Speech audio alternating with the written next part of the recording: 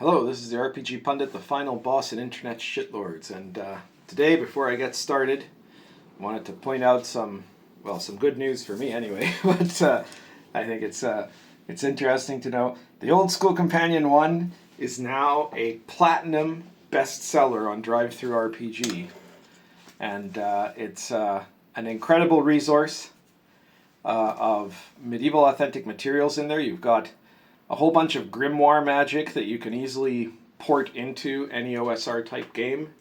It's got some classes. It's got a whole section on what medieval life was like and mechanics for doing things like business and you know all sorts of things related to medieval society. There's astrology in there. There's also a whole section on the fairy world as it was presented in, let's say, the medieval period in kind of the British Isles. And all of that is, you know, it's very different than the typical stuff you get in a fantasy book. And so you can, obviously it was made for Lion and Dragon, but you can use it in any OSR game when you want to just add some more elements of medieval authenticity to your game. So be sure to check that out. Check out all my other games too, right? You got Lion and Dragon is also a platinum bestseller, and so is Dark Albion. Cults of Chaos is a gold bestseller, I think. So there you go. So anyways, check all those out. The links are all in the description at the on this video. You just expand a little, you hit the little more button there on your app if that's what you're doing, or click on it or whatever, and you'll see links to all of my products, including, of course, the Pundit files, which are available not at DriveThru but at the Red Room store. The latest one, as of this moment that I'm taping, is still the Wild West timeline, which is Pundit Files 26, but there are 25 other issues. You're bound to find something you like there, and they only cost $3.50.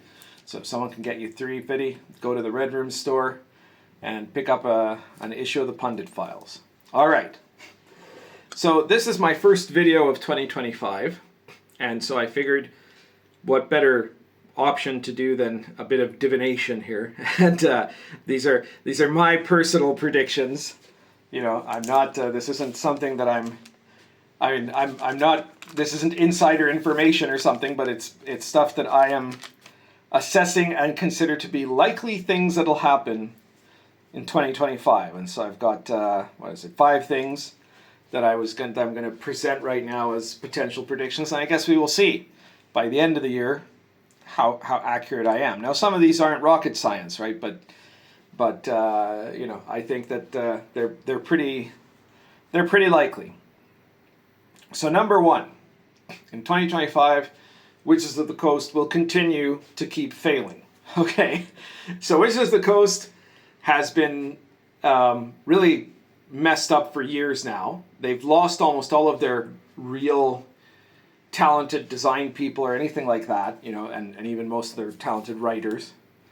They've shut down essentially print book sales. You know, they're still coming out with books, but only what you're going to see is that it's going to be a diminishing amount.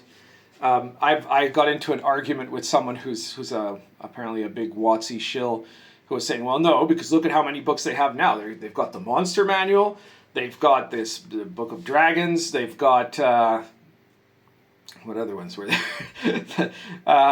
They've got the 2 Forgotten Realms books. All of those are coming out this year, and I'm like, yeah, but you know, first of all, the Monster Manual was supposed to come out last year, right? That's the 50th anniversary. They were supposed to come out with all 3 core books in the 50th anniversary year, right? And they didn't do that. And the Dragon book was also part of the 50th anniversary celebration. So that one's also just coming late. And all of these delays are being caused because the VTT isn't ready, right? The VTT was supposed to be ready last year. You know, this is evidence that their master plan has gone completely off the rails, right? The VTT is still not functional. Will it be functional by the end of this year? I don't know. I think there's like 3 possibilities. One is that it could end up being put out by the end of the year, and then the question becomes, how successful is it going to be? Are people actually going to adopt it? You know, like, what are people going to actually think of it? And I mean, is it going to be good enough quality for it to to really work, right? The second is that it might be really bad, and they'll try to put it out anyway in some kind of a version, and then that'll be even more embarrassing than if they didn't put it out at all, which is the third option, you know.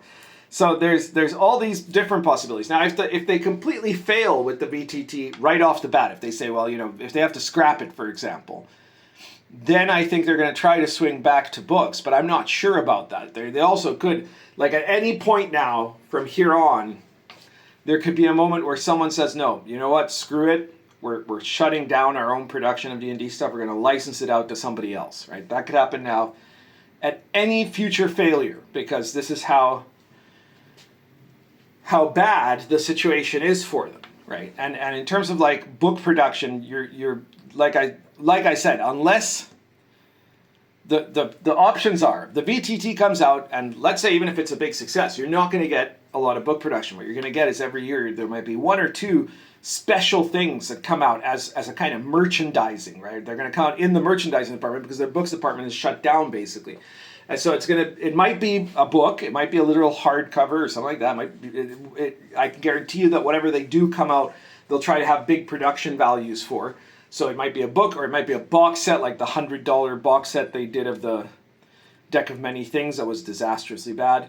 But it was high production, right?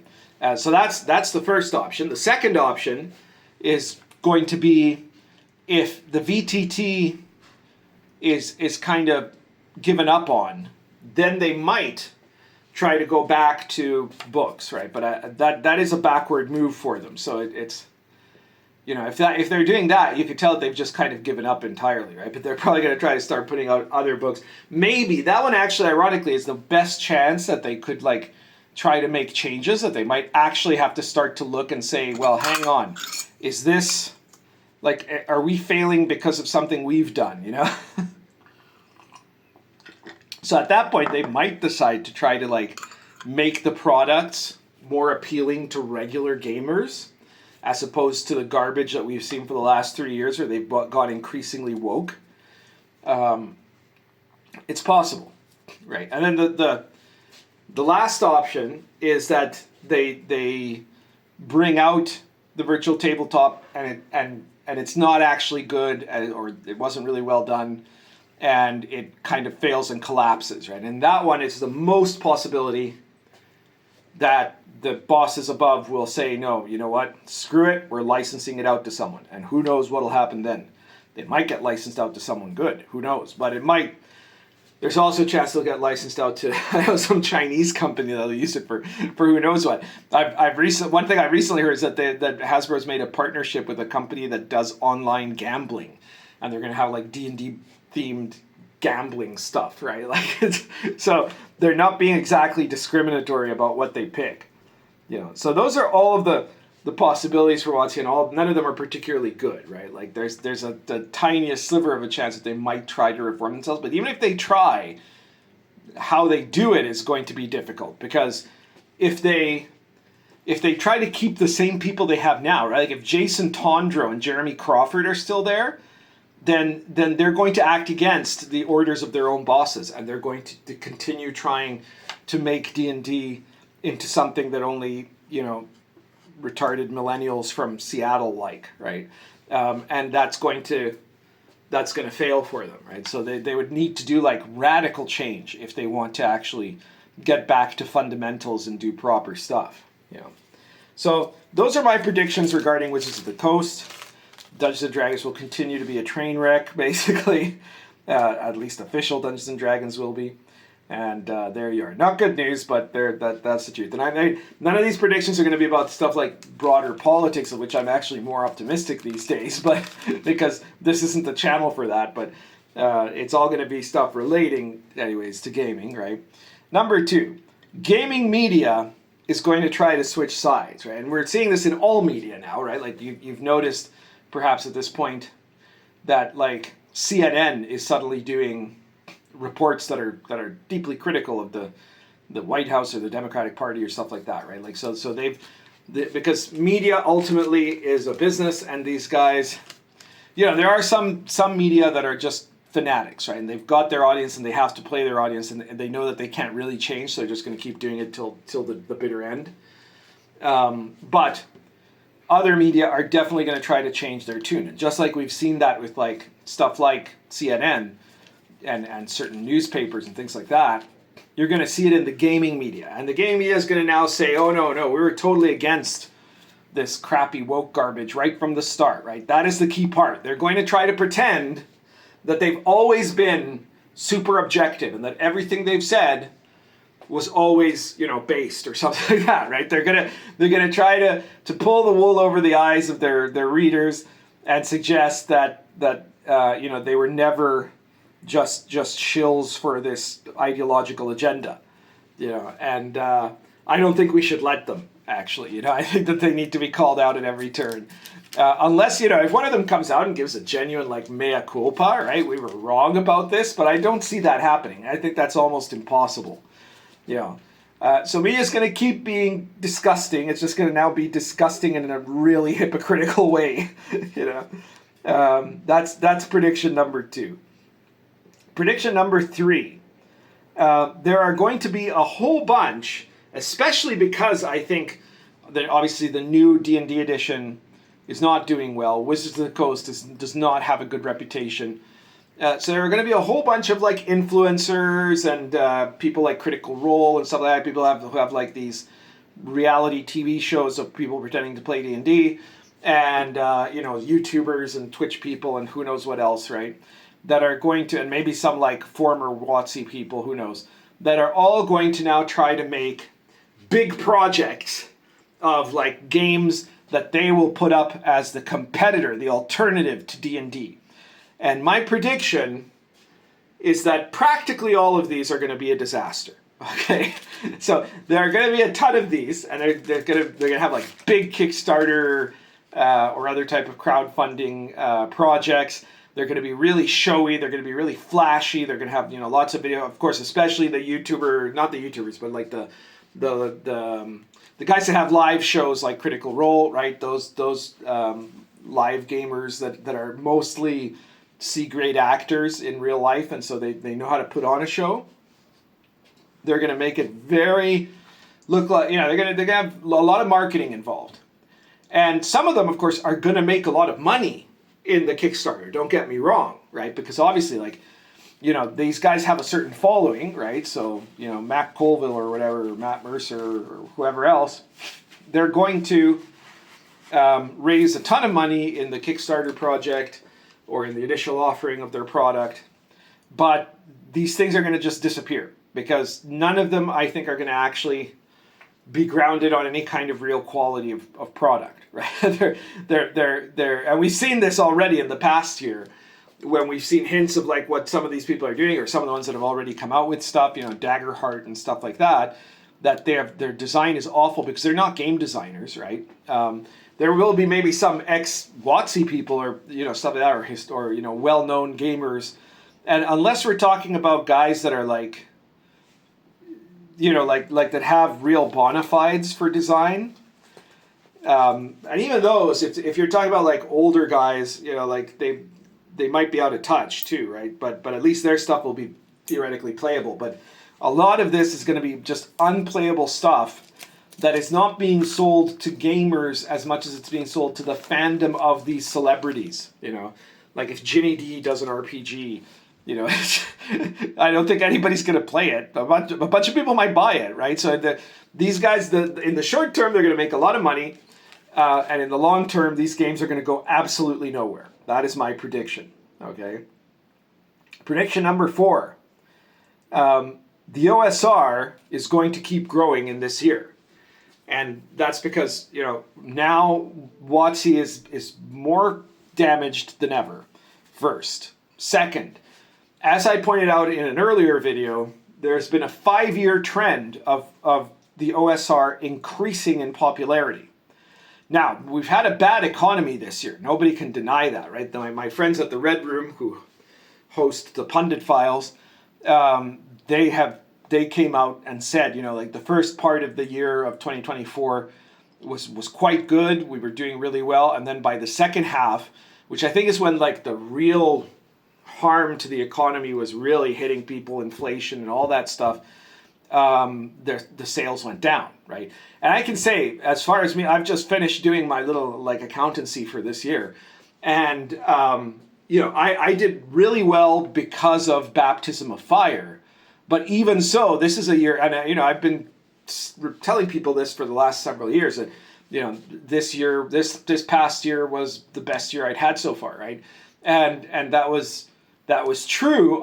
But this year it wasn't true, right? Now I didn't see my sales plummeting off a cliff or something, right? But they were slightly lower than in 2023. Okay, so there was definitely that factor, and I also noticed that in the second half of the year sales went down, right? So it was a tough year, but the OSR as a movement, I don't think it's that it has anything to do with that. It has to do with the economy, right? And so if assuming that we don't fall off an economic cliff in 2025, right?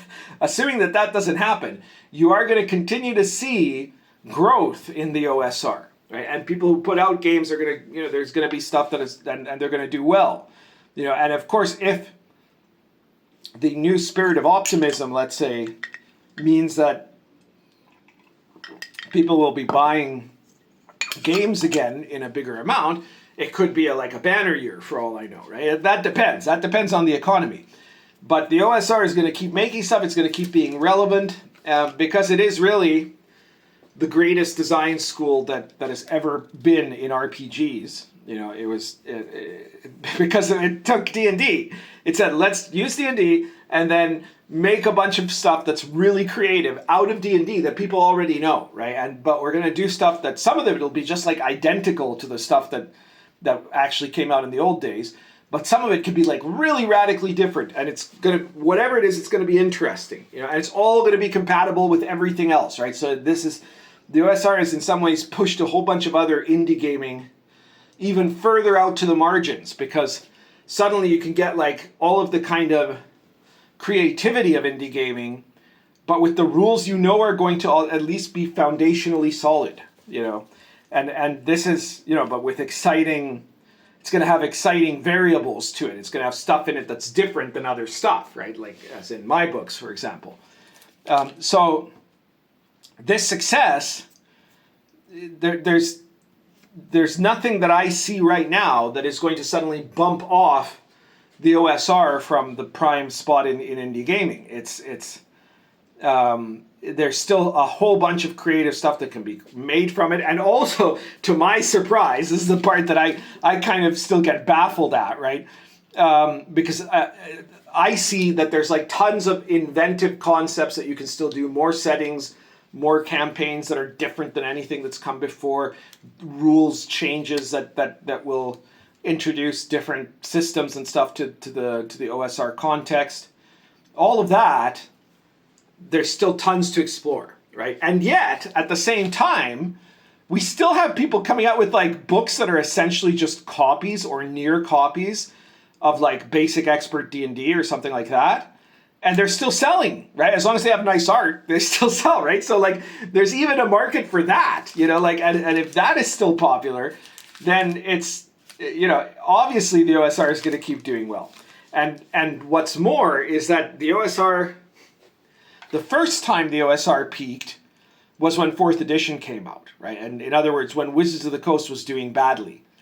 And now Wizards of the Coast is doing badly again, right? And they have been last year, and that's part of why they've been getting progressively worse over the last 3 or 4 years. And at the same time, the OSR was getting progressively better. And given that I do not see WotC somehow turning everything around, I think that it's a very safe bet to say that the OSR will keep growing in 2025. And certainly I'm going to have some new products coming out in 2025 that are going to be very exciting. In fact, according to my publisher, to Mad Scribe Games, 101 Sarmatians, the source book for the aristocratic culture and intrigues and action and whatever, and NPCs and adventure seeds and all of that stuff, 101 Sarmatians is going to be coming out in early January, right? Sometime before the middle of probably before the middle of the month. Okay, I don't want to jinx it, right? But that is what I was told by my publisher. Okay, we will see what happens there, but it's going to be a very good product for anyone who's got Baptism of Fire. It is basically a Baptism of Fire source book. I mean, I guess you could get it if you're running a Polish campaign in something other than Baptism of Fire still, if you're running a Polish campaign in the time of the PS, you know. But if you've got Baptism of Fire, you're going to want to check that product out, especially if you want to do games that have a lot of like intrigue and dueling houses and things like that, you know, and that have kind of some of the political elements of the setting in it. But it's got also a lot of like generic stuff for other types of adventuring and stuff about like how nobles lived and what they did and all of that sort of stuff. And you know, like noble activities and pastimes, adventure seeds are strewn all over the text, you know. So as you read it, you'll find creative ideas of what you can do with it. And anyways, check it out next month. I hope next month. All right. So my final prediction, number 5, is that wokeism is definitely on the rocks right now. It has been. There's been a turnaround, like for example, my point number 2, that gaming media is going to turn on wokeism to a certain degree, right? They're doing critical articles on stuff like that now.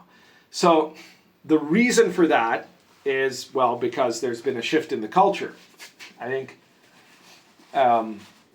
people can tell that, you know, and companies can tell we're gonna go broke now for sure, because the general public has turned against this stuff, and the general public has a different attitude. So woke is gonna be dying, but there are going to be areas, there are going to be little pockets of resistance where woke nonsense will hold out, like, you know, the last struggling remnants of a collapsed regime, you know. That are determined to fight to the bitter end. And I'm afraid to say that I think the RPG scene is going to be one of them, right? The RPG scene was an early adopter of woke. Remember that. Before it was even called woke, before anybody had ever heard that term, right? This dates back. I mean, there was a left-wing political current inside gaming, even in the late 90s, right? You saw it, Ray Whittinger's stuff, for example. Was this very, left-leaning political gaming element, right? But in the early 2000s, you had, like, even by, 2003, 2004, you had Blue Rose, Green Ronin produced a game that was essentially the prototype of the woke RPG, you know. The Forge, which was the big indie gaming movement at that time and was just a disaster, had a large amount of this kind of woke pseudo-intellectualism. It was a kind of a more cerebral wokeism, but a wokeism nonetheless, right? RPGNet went hard left by like 2004. So this is like 20 years now that this has been in there. And I think a big part of it had to do with the movement of D&D to from TSR to Wizards of the Coast. TSR was in Wisconsin, Wizards of the Coast was in Seattle, which was, you know, one of the most leftist cities in America at that time, and still is one of the most leftist cities in America. And so the people that conglomerated there, and some of the people who were therefore drivers of the culture, were very woke people, okay?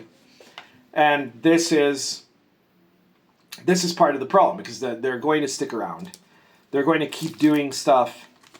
It will not be as quick that we're going to be able to undo them as you will see in other areas, right? I predict, for example, that you're going to start seeing a lot more stuff coming out in like movies and TV shows that are going to, like, at the very least, they're going to just stop being woke, right? Like you're gonna start not having the obligatory race swapping or the obligatory female character that is better than any man, right? All of that's just that stuff where you like look at it and you go, okay, yeah, that's just gratuitous wokeness for its own sake, right? That's going to start disappearing, and you might even get like, I mean, it's already starting to happen.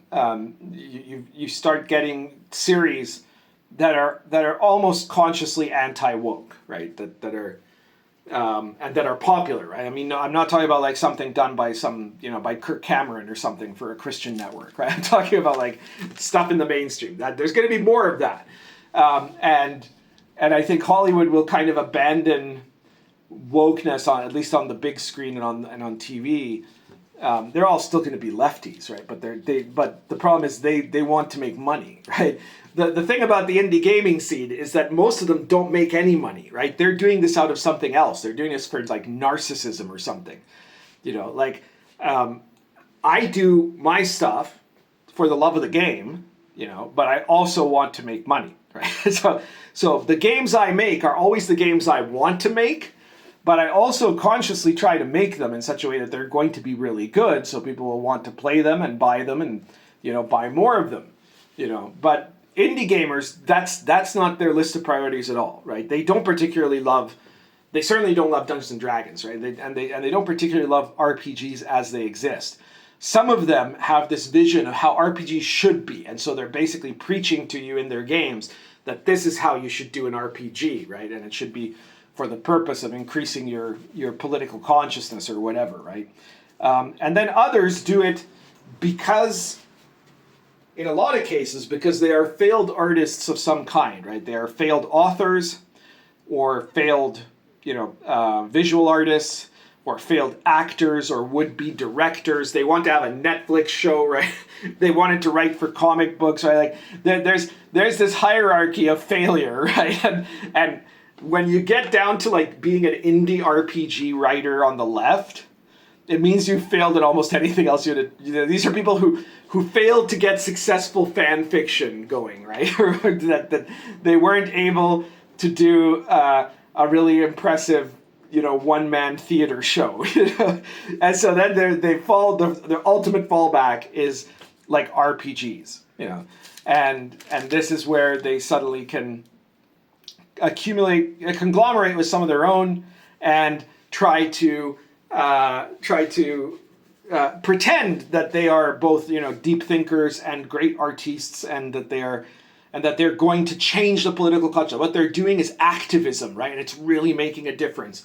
So they're not going to give up, not very easily, anyways. Not without a bit of a fight. The good news is that I think that they will become more irrelevant as time goes by in the course of the year, because unless something very weird happens, there's every likelihood that this anti-woke trend is going to continue, and so they are going to find themselves becoming more increasingly unsuccessful at what they do, and they're going to be more and more marginalized, but they're still going to be around bugging people on Twitter or wherever else, So I guess that's it for today. Let me know in the comments what you think. Share this video anywhere you can. I always appreciate if you share the video, because that's a big help. I know that the algorithm of YouTube is one thing that probably is still not favoring the anti-woke, so they're not going to be much help to me.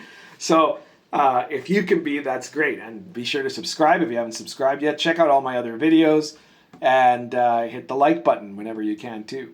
And most importantly, though, my source of income is not really YouTube, it's my books. So check out my gaming stuff. If you're a gamer, you're bound to like some of the stuff that I've made, right? Possibly most of the stuff. Maybe all of it, who knows? But there's bound to be something for you, so check it all out. That's everything for today. Currently smoking. This is a Stanwell Deluxe plus Argento Roots.